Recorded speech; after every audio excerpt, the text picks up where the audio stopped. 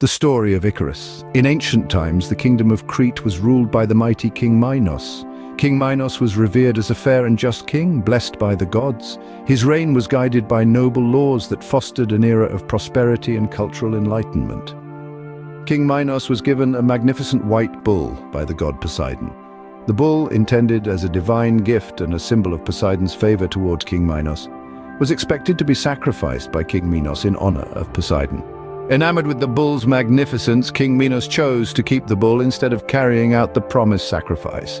This act of defiance against the will of the gods led to divine retribution and a series of tragic events in the kingdom of Crete, including the birth of the Minotaur, a fearsome beast with the body of a human and the head of a bull, driven by an insatiable hunger for human flesh.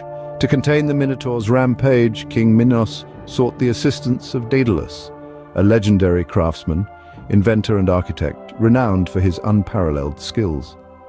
King Minos tasked Daedalus with constructing the labyrinth, an intricate and elaborate maze-like structure, designed specifically to confine and contain the Minotaur. The labyrinth served as an inescapable prison, perplexing anyone who entered and ensuring the Minotaur remained contained within its walls. To quell the Minotaur's savagery, King Minos demanded a grievous tribute from Athens. Every few years, 7 young men and 7 maidens were to be sent to Crete as sacrificial offerings. The heart-wrenching procession from Athens to Crete was laden with grief and sorrow as families bid farewell to their beloved children, knowing they will never return.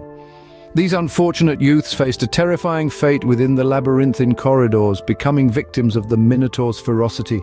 With a sense of duty and bravery guiding him, Theseus, a courageous hero from Athens, set off on a perilous journey to Crete. His goal to confront the Minotaur and put an end to the terrifying tributes that Athens was forced to make. Princess Ariadne, the daughter of King Minos, moved by Theseus's bravery, sought to aid him in his quest by offering a ball of thread, helping him to navigate the complex labyrinth. Meanwhile, Daedalus, sympathetic to the Athenian cause, provided crucial guidance and advice to Theseus on how to navigate the maze's intricate corridors. Theseus, armed with the ball of thread, ventured boldly into the labyrinth's complex maze. Unraveling the thread as he advanced, he ensured a lifeline to find his way back. With determination, he navigated the maze's convoluted paths, heading toward the heart where the Minotaur lurked. Armed with his father's revered sword, the sword of Aegeus, Theseus engaged the Minotaur in a fierce battle. Relying on his wit and strength, he fought tenaciously, finally triumphing over the monstrous creature. This victory marked the end of the Minotaur's reign of terror over Athens and Crete. The Minotaur's defeat undermined King Minos' authority as he relied on the creature's terror to control Athens and sustain Crete's power. He was consumed by fury and grief as he mourned the demise of his monstrous guardian.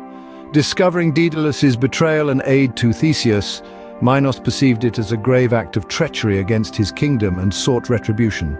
King Minos imprisoned Daedalus and his son Icarus within the confines of Crete as punishment for their defiance.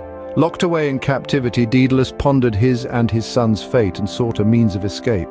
Desperate to escape their captivity, Daedalus ingeniously devised a plan to fashion wings for himself and Icarus out of feathers held together with wax. He collected feathers from various birds and sourced wax from beehives. With these humble materials, he crafted the wings for himself and his son Icarus and intended to fly away from their imprisonment. Before their flight, Daedalus cautioned Icarus about the dangers of their escape. He warned him not to soar too close to the sun, as the heat could melt the wax binding the feathers. Likewise, he warned him not to fly too close to the sea, as the water could dampen the wings, making them heavy and impeding their flight.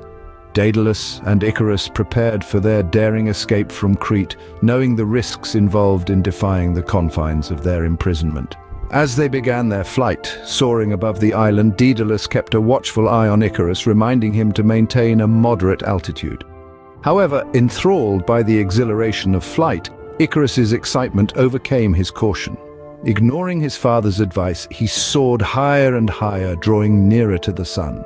As Icarus ascended, the intense heat of the sun melted the wax holding the feathers of his wings together.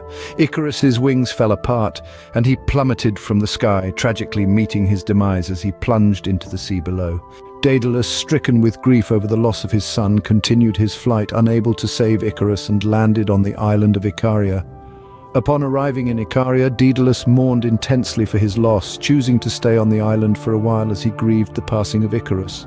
Daedalus named the sea where Icarus fell the Icarian Sea in remembrance of his beloved son. The story of Daedalus and Icarus cautions against the perils of hubris and the consequences of disregarding sound advice. The story of Icarus portrays the perils of unbridled ambition, underscoring the repercussions of disregarding guidance and boundaries. It emphasizes the pivotal role of parental guidance and the impact of sage advice in navigating life's trials. Above all, it warns against unchecked hubris and advocates for a balance between bold aspirations and thoughtful discretion.